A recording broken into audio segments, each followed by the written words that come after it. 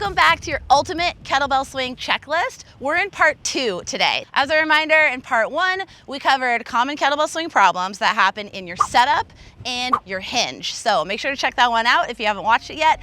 Today, we're going to be talking about kettlebell swing problems that happen with your hike pass and your legs and your feet. And then just so you know what's coming, in part 3 of the series, we're gonna cover common problems that happen in your standing plank and your arms and shoulders.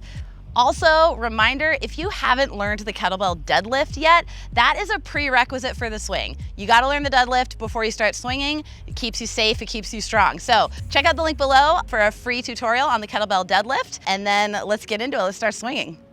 So the first problem with the hike pass that we're gonna cover today is standing up during the hike pass. The reason why this is a problem is because if you kind of stand halfway up during your hike pass, you're robbing your power from the swing. You wanna stay all the way back in your hip hinge when you hike past the bell so that you have that full hip hinge to power the bell when you actually swing it. I like to think of a kettlebell swing like a bow and arrow. If you're shooting a bow and arrow, and I'm not an archery expert, but if you're shooting a bow and arrow, if you only pull the bow halfway back, that arrow's not gonna go very far. So with the swing, we wanna pull that bow all the way back so that we have a nice, powerful shot. And the same thing applies to our hip hinge. So if you're experiencing this problem with your hike pass, there are a couple things we can do to really practice the hike pass and get the hang of it. The first thing I want you to do is just practice a hike pass with no bell. And you're gonna be aggressive. You're actually gonna sort of hit your inner thighs with your forearms on that hike pass. And you're also gonna inhale through your nose during the hike pass. That's gonna help with our power breathing. So this is what it looks like. You go back in your hinge. You're not gonna use your bell, just imaginary bell, and you're just gonna do about 5 of these.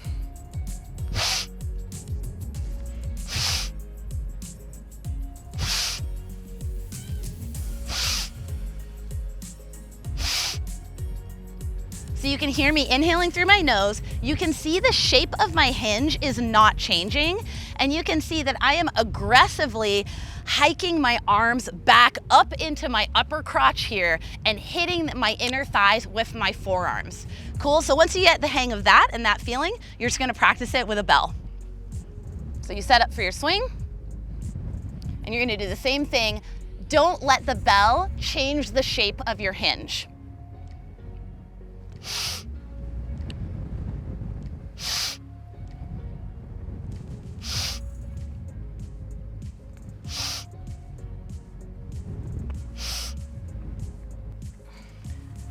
Cool, so that's how you fix that problem of standing up during the hike pass, practicing with no bell and then practicing with a bell. Another problem we see with the hike pass or the backswing is dangling the bell too low. So with the swing, we don't want to dangle it and drop it low like this, all right? We actually want to keep the bell close to our hips because our hips are our power source. So the problem with dangling the bell low is the bell is too far away from our hips and our power source, and it actually kind of means that your low back is gonna start carrying the weight of that bell, which we don't want. Let me show you what dangling the bell low looks like. This is what not to do. As we covered, the problem is the bell is too far away from our hips, which means that it's really hard to transfer the power from our hips into the bell, right? Because the bell's really far away, it's down here. So to fix this, I want you to imagine that there's a triangle that your legs make, all right? So the bottom of the triangle is this line across between your knees, and then the triangle goes all the way up to here, to this area. And you always want the bell handle, when you're swinging, the bell handle should always pass above your knees. It should never go below your knees. And also, when you're in the backswing, your arms should be in the upper part of that triangle. So if you were to cut that triangle in half and just look at the upper part of it, that's where your arms go on the backswing. They're not hanging out in space down here. So a great way to just learn the correct positioning on the hike pass is just to do slow-mo swings with no bell, all right? And that kind of gets the timing and the positioning of where we're supposed to be. So slow-mo 4-count swings, focusing on keeping your arms in that upper triangle. Let me show you a 4-count swing or a slow-mo swing. Starting here in the backswing, count number 1 is 1, hitting that standing plank, arms are still connected to body. Number 2 is arms float off the body. Number 3 is arms reconnect to the body. And number 4 is pushing back into your hinge, keeping your arms tight in that upper triangle. So when we practice these, it helps us keep our arms where we want them to be in the backswing. So let's do a few together. 1, 2, 3, push back. 1, 2, 3, push back. Without the numbers, it goes like this.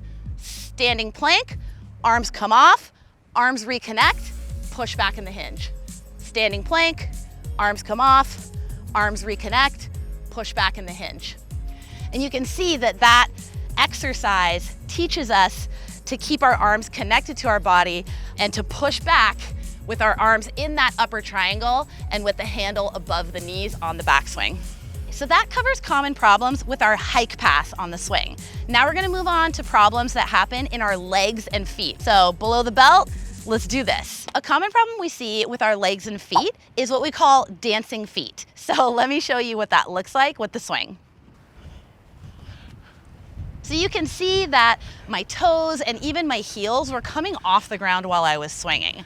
We really don't want this because it goes against the principle of rooting. And rooting is a key principle in Strong First. And the idea of rooting is that your foot, the whole surface area of your foot needs to be connected to the earth, connected to the ground. And the more surface area of your foot that is connected to the ground, the stronger you're gonna be, whether you're swinging, deadlifting, squatting, pressing, all of that. The main part of your foot has 3 points of contact, the heel and then the ball, kind of the 2 balls of your foot. Do you like my dirty foot here? This is amazing. So you have those 3 points of contact, and the 4th point of contact is your toes as well. So when you're swinging, I want you to think about pressing all 4 points of contact in your feet into the ground, like you're burning holes into the earth. So your heel, the ball of your foot, the outer ball of your foot, and your toes are actually kind of spreading and gripping the earth as well. And that's gonna maximize the surface area of your foot, maximize your rooting, and it's gonna make any lift stronger. So how to practice this? I actually like to go back to the deadlift, and we're just gonna do kettlebell deadlifts, just thinking about our feet, burning those imaginary holes into the earth, spreading our toes, gripping the floor or the earth with our feet, and really rooting through our feet. You can see I'm doing the movement at a nice slow pace. I'm not rushing it. It's a grind, and I'm really focusing on pushing the earth away, which makes me basically come up in the deadlift. Cool, hope that helps. The next problem we're gonna cover with our legs and feet is what we call scooping knees. How's my hair? Do you like, it's a little bit windy. It's been a really windy week on Maui, so we're filming in the wind and we're just like, ah! Scooping knees, let me show you what it looks like. So the problem with scooping knees is it's a major power leakage with our swing because we want to keep our feet rooted and we want our power, we want to imagine our power from that hip hinge going straight down our legs, through our heels and into the earth, as if we have fire hoses just shooting down into the earth. And when we scoop our knees, we're actually shifting our weight into our toes. Our heels actually start to come up a little bit. All that power that we created with our hip hinge is actually leaking out the front because we shifted our weight into our toes and then we have to come back. All right, to fix scooping knees, it's really easy because all we have to do is elevate our toes or put something under the balls of our feet to bring our toes up, and that's gonna force us to keep our weight in our heels. I borrowed some books from our Airbnb, so don't tell our Airbnb guy. We'll bring them back. But these I'm gonna put under the balls of my feet and then I'm gonna swing, and that's gonna force me to keep my weight in my heels and not let my weight shift forward with that knee scooping movement. Okay, you can see that basically the front half or front third of my foot is on these books. I'm in my swing stance, my heels are on the ground. Now I'm gonna swing and let's see if it helps me kind of stay back with my weight.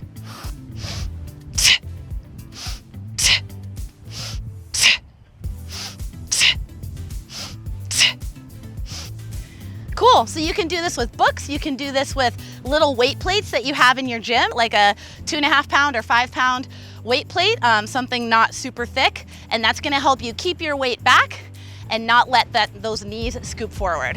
So the last common problem that we're gonna cover today that happens with our legs and our feet is what we call knees not tracking toes. And that's when we start to see this happen, the knees caving in a little bit, or even a lot, right? But usually it's just this little bit of cave, what we call a valgus here.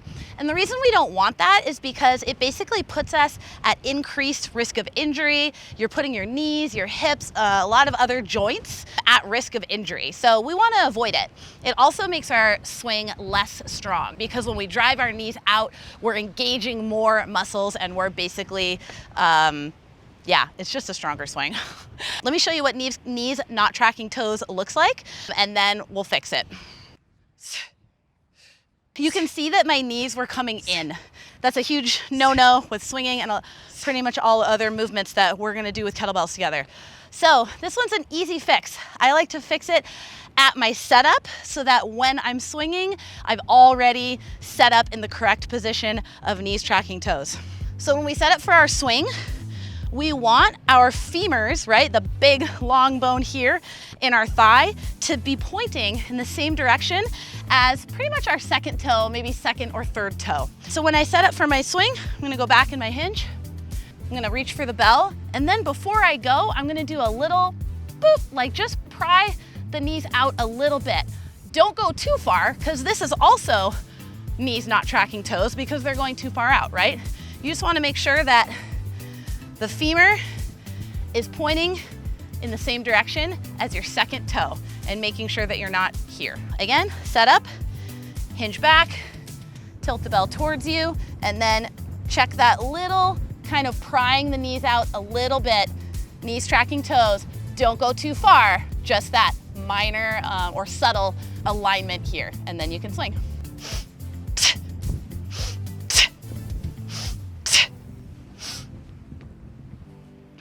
Cool.